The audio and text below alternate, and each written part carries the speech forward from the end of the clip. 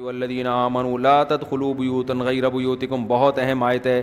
اے ایمان والو، کسی کے گھر میں جو تمہارا گھر نہ ہو اس کی پرمیشن کے بغیر داخل نہیں ہو. حتی تستانسوا وتسلموا، اجازت لے لو اور سلام کر لو، اس کو پتہ ہو. کیا مطلب؟ کسی کی پرائیویسی میں آپ کو گھسنے کی اجازت نہیں ہے. گھر میں کیوں؟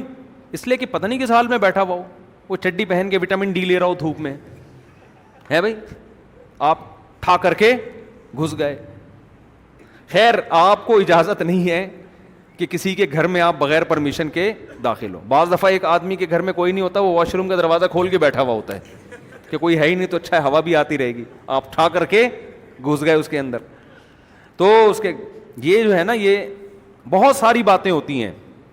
تو قرآن نے منع کیا. اور بخاری مسلم کی حدیث ہے جس میں آپ صلی اللہ علیہ وسلم نے فرمایا، جس نے کسی گھر میں جھانکا فقط دخل، او کما قال، کہ وہ داخل ہو گیا. اور آپ نے یہ بھی فرمایا، انما جعل الاستئذان لاجل البصر، آپ نے فرمایا اللہ نے جو حکم دیا ہے کہ کسی کے گھر میں بغیر پرمیشن کے نہ جاؤ، یہ داخلے کی وجہ سے نہیں بلکہ نظر کی وجہ سے، کہ تمہاری نظر نہ پڑے کسی پر. یعنی کیا مطلب؟ کہ اگر کسی کے گھر کی کھڑکی کھلی ہوئی ہے یا گیٹ کھلا ہوا ہے اور آپ سامنے آ کے کھڑے ہو جاتے ہیں اور آپ کی نظر گھر کے اندر پڑ جاتی ہے، تو آپ نے قرآن کی آیت کی دھجیاں اڑا دی آپ نے.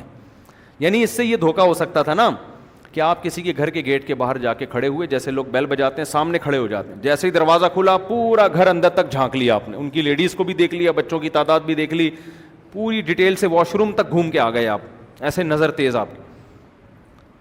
اب کوئی آپ کو کہے یار تم نے کسی کی پرائیویسی کے میں کیوں دخل اندازی کی، اس کے گھر میں کیوں جھانکا، تو آپ کہو کہ اللہ نے ہمیں گھر میں داخل ہونے سے پہلے اجازت کا حکم دیا ہے، گھر میں جھانکنے سے پہلے اجازت کا حکم نہیں دیا. تو یہ بات سمجھائی ہے نبی نے کہ یہ جو قرآن کی آیت ہے نا جس میں آتا ہے وداؤٹ پرمیشن جاؤ نہیں، اس کا مطلب وداؤٹ پرمیشن دیکھو نہیں.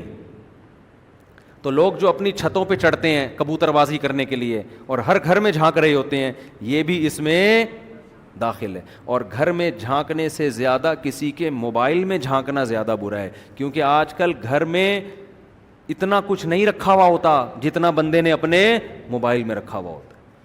یہ اور حرام ہے. بہت دفعہ میرے ساتھ بھی ہوا ہے، کسی کو موبائل دیا، گھس گیا موبائل کے اندر بغیر پوچھے. بھائی آپ کیوں گھس رہے ہو کسی کے موبائل میں؟ کتنی بڑی، ایک آدمی آپ پر اعتماد کر رہا ہے اور آپ اس کے موبائل کے اندر گھس رہے ہو. لوگ کیا کہتے ہیں جی فون کرنا ہے موبائل دے دیں، اس کے بعد گیلری میں گھس رہا ہے، اس کے بعد ان باکس میں گھس رہا ہے، واٹس ایپ میں گھس رہا ہے. اس سے پتہ چل جاتا ہے کہ یہ آدمی 2 نمبر ہے.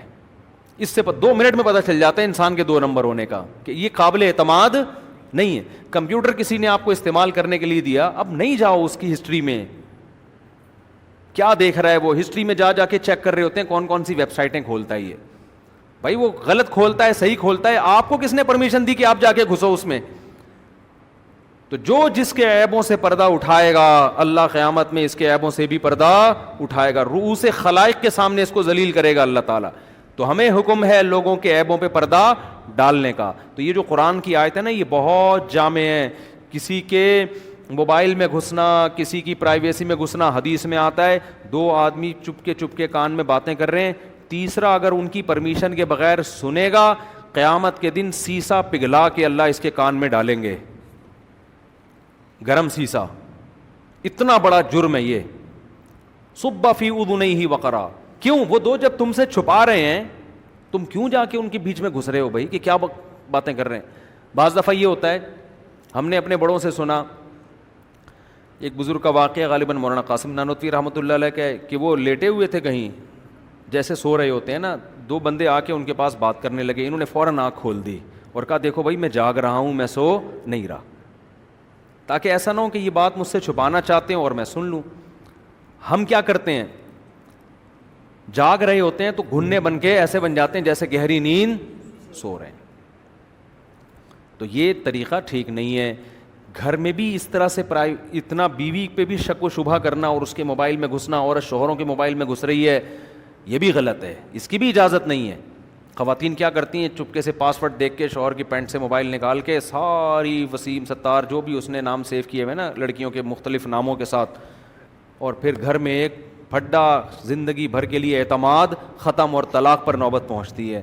چھوڑو یار, مٹی ڈالو, تمہارے سامنے ٹھیک ہے تو اس کا مطلب کیا ہے ٹھیک ہے. اتنا زیادہ گہرائی میں گھسنے کی کوشش مت کرو. مرد پہ کسی کا باپ بھی کنٹرول نہیں کر سکتا. اگر تم نے اس کو پکڑ لیا کہ یہ اصل میں لڑکیاں تھیں جو لڑکوں کے نام سے سیو ہیں, تو کیا وہ تمہارے دباؤ میں آ کے چھوڑ دے گا؟ یہ وہ باہر جا کے یہ کام کرنا شروع کر دے گا. کون کس 100% کون کس پہ کنٹرول کر سکتا ہے؟ یہ تو پولیس نہیں کر سکتی. تو وہ باہر خواتین بتا رہی ہوتی میرے میاں کے موبائل میں پکڑا گیا, وہ بات چیت ہو رہی تھی. میں کہتا ہوں وہ غلط کیا آپ کے میاں نے, لیکن آپ نے جو موبائل میں گھسی ہو نا یہ غلط کیا. اچھی بھلی محبت کی زندگی گزر رہی تھی, خام خام میں اس کو کس میں ڈال دیا؟ شکوک اور شبہات. اب ساری زندگی اس عورت کو اپنے شوہر پہ کبھی اعتماد نہیں آئے گا. بھائی تمہارے حقوق ادا کر رہا ہے, تمہارے ساتھ رہ رہا ہے, چھوڑو یار, بس سمجھو کہ میرا میاں اس دنیا میں سب سے اچھا. یہ تو دوسری شادی کی بات نہیں کرتا, دوستی کی بات کہاں سے کرے گا؟ ایک مثال دے رہا ہوں میں, تو اچھے سمجھو, اس سے محبت قائم رہے گی. اور جیسا بھی خراب ہے نا بڈھا ہو کے ٹھیک ہو جائے گا یہ ٹھیک ہے نا. میں نہیں کہہ رہا کہ مرد خراب ہونا چاہیے, جو کر رہے ہیں بہت ہی غلط کر رہے ہیں وہ, لیکن عورتوں کو میں کہتا ہوں کہ بھائی تم اس کے موبائل میں گھس گھس کے ٹریس کرو گی کیا کر رہا ہے کیا نہیں کر رہا. یہ گھر میں چھوڑ دے گا, گھر سے باہر شروع, یہ تھڑے پہ بیٹھ کے دوسرا موبائل خرید لے گا. کتنے لوگ ہیں آفس کے لیے الگ موبائل رکھا ہوا ہے, گاڑی کے لیے الگ موبائل رکھا ہوا ہے, اور جو ہے باہر کے لیے الگ موبائل رکھا ہوا ہے, گھر کے لیے انہوں نے الگ موبائل رکھا. تو یہ حرکتیں شروع کر دے گا. تو بدگمانیوں سے کوئی فائدہ نہیں ہے. نہ مرد کو اجازت ہے بیوی کے موبائل میں خام خواہ میں گھس گھس کے دیکھے کیا کر رہی ہے, نہ شوہر کو. ہاں اگر واقعی ثبوت ہو, کوئی قوی شبہ ہو, قوی وہم نہ ہو, تو پھر پہلے سے بتا دیا جائے. پہلے سے کیا کر دیا جائے؟